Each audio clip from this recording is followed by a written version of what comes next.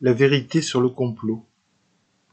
On ne devrait plus douter qu'il existe bien évidemment des complots, doute ridiculisé au moins depuis l'attentat de la gare de Bologne en 1980, dont l'arrêt de la Cour de cassation révélait, citation, l'existence d'une vaste association subversive composée d'une part par des éléments provenant des mouvements néofascistes dissous et d'autre part par le chef de la loge P2, Francesco Pazienza, le collaborateur du directeur général du service de renseignement militaire, SISMI, et deux autres officiers du service, le général Pietro Musumeci et le colonel Giuseppe Belmonte. Cela pour ne citer qu'un cas typique. Ces révélations, comme toujours, arrivaient longtemps après, en 1995. On citera encore, comme cas d'école, le sabotage du navire amiral de l'organisation Greenpeace, le Rainbow Warrior, par les services secrets français, le 10 juillet 1985, opération commanditée par le ministre de la Défense, Charles Hernu, avec l'autorisation explicite du président de la République de l'époque, François Mitterrand, selon le rapport confidentiel de l'amiral Lacoste, en date du 8 avril 1986, lui aussi resté secret jusqu'en juillet 2005, soit une vingtaine d'années. En fait, l'histoire regorge, depuis bien avant l'Empire romain, qui n'en fut certes pas avare, de complots en tout genre. Mais depuis que le complotisme est venu, tout récemment, sur le devant du spectacle médiatique et politique, comme un navrant épouvantail, l'opinion publique est devenue instantanément, férocement anticomplotiste, au point de voir, avec ce même regard hypnotique propre aux spectateurs, du complotisme à peu près partout où ça gratte. Et l'on sait que ça gratte beaucoup ces derniers temps. Un peu partout. Donc voilà. Il y a eu des complots, mais il n'y en a plus.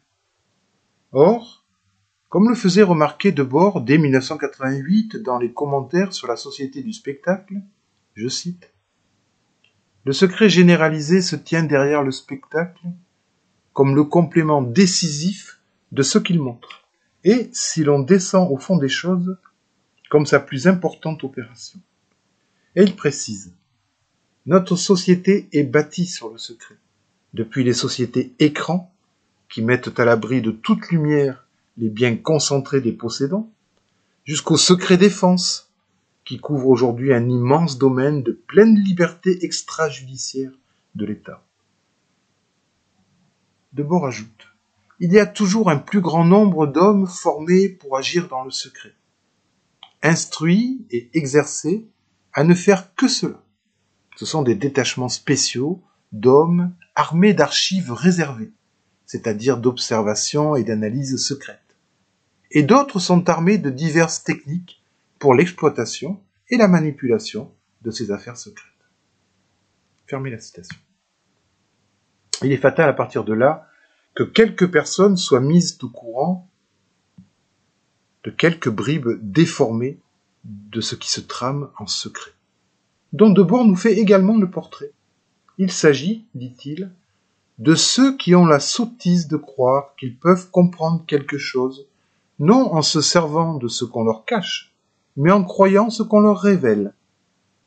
Mais, ajoute-t-il, les véritables influences restent cachées, et les intentions ultimes ne peuvent être qu'assez difficilement soupçonnées et presque jamais comprises. Fermez les guillemets.